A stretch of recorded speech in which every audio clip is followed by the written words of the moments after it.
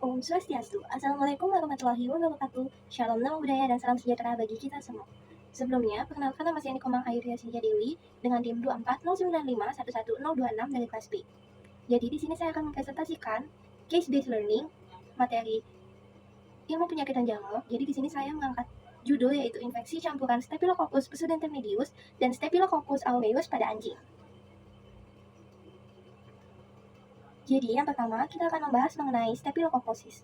Jadi Staphylococcus adalah penyakit infeksi yang disebabkan oleh bakteri dari genus Staphylococcus, yaitu kelompok bakteri gram-positif berbentuk kokus atau bulat yang biasanya tersusun dalam kelompok menyerupai anggur atau bisa disebut sebagai grape-like clusters. Bakteri ini bersifat oportunistik, artinya dapat hidup secara normal pada kulit, mukosa hidung, dan saluran pernapasan hewan. Tetapi dapat menjadi patogen bila ada luka, stres, atau imunosupresi atau penyakit lain yang melemahkan pertahanan tubuh. Penyakit ini dapat bersifat lokal, misalnya infeksi kulit, abses, atau mastitis. Selanjutnya, saya akan membahas mengenai latar belakang. Jadi latar belakang masalah yang saya ambil itu infeksi kulit pada anjing merupakan salah satu kasus terbanyak yang ada di klinik hewan. Dari berbagai penyebabnya, infeksi bakteri genus Staphylococcus atau yang dikenal sebagai Staphylococcus adalah yang paling banyak dan sering ditemukan. Dua spesies utama yang berperan yaitu Staphylococcus pseudoentermedius dan Staphylococcus aureus. Kedua bakteri ini dapat menyebabkan pioderma atau infeksi kulit bernanah, infeksi luka operasi, otitis eksterna, hingga sepsis pada kasus berat. Meningkatnya resistensi antibiotik khususnya pada strain MRSP atau methicillin resistant S. pseudoentermedius dan MRSA atau methicillin resistant S. aureus menjadikan penyakit ini secara medis maupun zoonotik. Kasus ini menggambarkan infeksi kulit campuran oleh Staphylococcus pseudoentermedius dan juga Staphylococcus aureus pada seekor anjing dengan riwayat luka dan perawatan yang tidak steril di rumah sehingga menyebabkan pioderma berat dan pembengkakan lokal.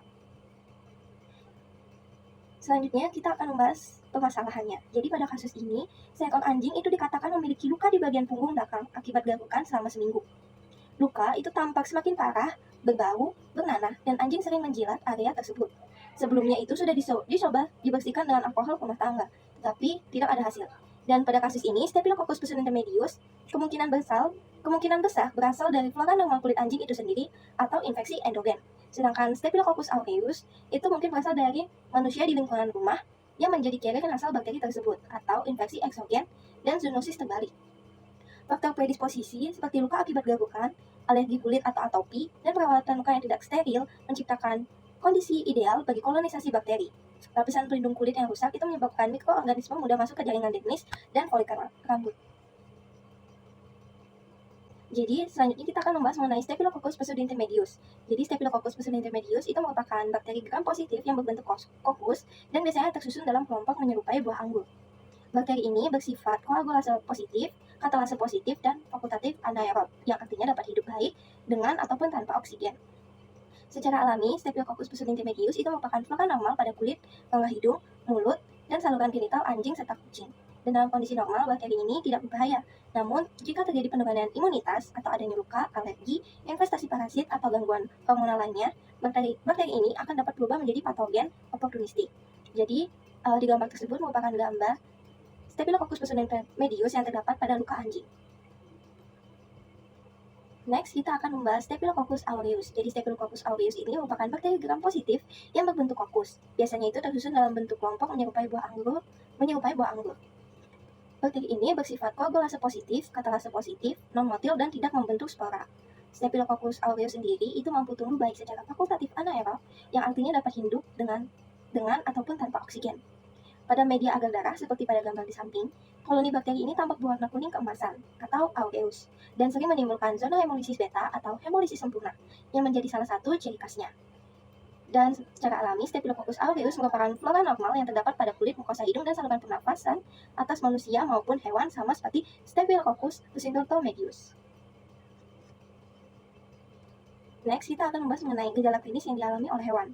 Jadi pada anjing dan kucing, gejala klinis yang dialami itu yang pertama ada lesi pustula, papula, eritema, dan kerak pada kulit atau pioderma. Yang kedua, itu akan bergejala luka bernanah, abses, alopecia di area terinfeksi. Yang ketiga ada purulitis atau gatal, menjilat atau menggaruk berlebihan. Yang keempat, itu ada infeksi telinga luar atau otitis eksterna, dan disertai dengan eksudat purulent. Yang terakhir, itu dalam kasus berat bisa terjadi demam, lemah, atau berat badan yang tidak normal. Nextnya kita akan membahas mengenai proses patogenesisnya. Jadi, pertama itu luka terbuka dan menjadi pintu masuk bagi bakteri. Jadi bakteri akan memasuki kulit lewat luka atau abrasi, dan integritas epidermis yang terganggu akan membuka jalan bagi kolonisasi. Yang kedua itu ada proses adesi. Jadi di proses adesi ini sel Staphylococcus itu akan menempel pada permukaan epitel dan matriks ekstraseluler melalui adesin, sehingga memungkinkan bakteri untuk bertahan walau terjadi aliran cairan atau jilatan. Yang ketiga, itu akan terjadi proses pembentukan kolonisasi dan pembentukan biofilm. Jadi, bakteri itu akan bereplikasi dan sering membentuk biofilm pada permukaan jaringan atau peralatan sehingga terlindung dari fagositosis dan antibiotik. Yang keempat, itu akan terjadi sekresi enzim invasit. Jadi, produk enzimatik itu akan melarutkan matriks, jaringan, dan lipid kulit, sehingga memfasilitasi penetrasi lebih dalam ke dermis dan folikel kulit. Selanjutnya, itu akan melakukan produksi toksin dan sitolik, itu seperti hemolisin, leukosidin, dan alpha-toksin itu akan merusak sel inang, sehingga menyebabkan nekrosis lokal dan pelepasan isi sel yang memicu inflamasi. Selanjutnya, yaitu akan terjadi respon imun dan pembentukan nanah.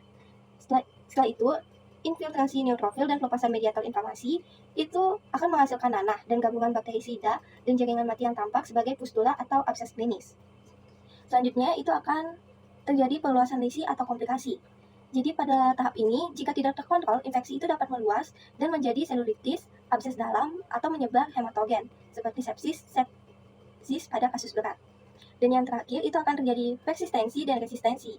Nah, pada fase ini, faktor seperti koagulase, protein A, biofilm, dan gen resistensi itu memungkinkan bakteri bertahan terhadap antibiotik dan kekambuhan kronis. Selanjutnya, kita akan membahas mengenai pemecahan masalahnya. Jadi, pemecahan masalah dalam kasus ini yang pertama, kita bisa melakukan perawatan luka dengan membersihkan luka dengan larutan chlorhexidine 4% 2 kali sehari, mengeringkan luka dan diolesi salep antibiotik topikal, dan memasangkan elisabethan collar agar anjing tidak menjilati luka berlebihan. Yang kedua, kita bisa melakukan perawatan tambahan dengan mandi antiseptik dengan sampo chlorhexidine dan ketoconazole 2 kali seminggu, dan menyarankan untuk melakukan diet hipoalergenik untuk membantu pemulihan kulit. Dan yang ketiga, kita bisa melakukan pencegahan, yaitu dengan menjaga kebersihan tubuh dan lingkungan hewan, menghindari luka terbuka dan garukan yang berlebihan, mengendalikan parasit kulit seperti kutu dan tungau, dan jangan memberikan antibiotik tanpa resep dokter hewan, serta hindari kontak langsung luka antara manusia dan hewan untuk mencegah MRSA zoonosis. Selanjutnya, yaitu kesimpulan dan saran. Jadi, kasus ini itu menggambarkan pioderma sekunder akibat infeksi campuran Staphylococcus pseudointermedius yang sebagai endogen dan Staphylococcus aureus sebagai eksogen atau zoonotik. Faktor predisposisi berupa trauma kulit dan alergi mempermudah kolonisasi kedua bakteri tersebut, dan penanganannya akan kita lakukan itu dengan diagnosa akurat menggunakan sitologi, kultur, dan antibiogram, terapi kombinasi topikal dan sistematik yang tepat, serta manajemen lingkungan dan kontrol alergi. Kasus ini juga menegaskan pentingnya penggunaan antibiotik. Kasus ini juga menegaskan pentingnya penggunaan antibiotik rasional berbasis uji sensitivitas, kewaspadaan terhadap strain resisten seperti MRSP dan MRSA, serta mengedukasi pemilik untuk menjaga kebersihan dan mencegah infeksi ulang. Sekian presentasi yang dapat saya sampaikan, dan mohon maaf bila terdapat kesalahan atau kata yang kurang mengenakan. Saya tutup dengan salam Santi. Om Santi Santi Santi Om. Wassalamualaikum warahmatullahi wabarakatuh. Shalom, nama budaya, dan salam sejahtera bagi kita semua. Terima kasih.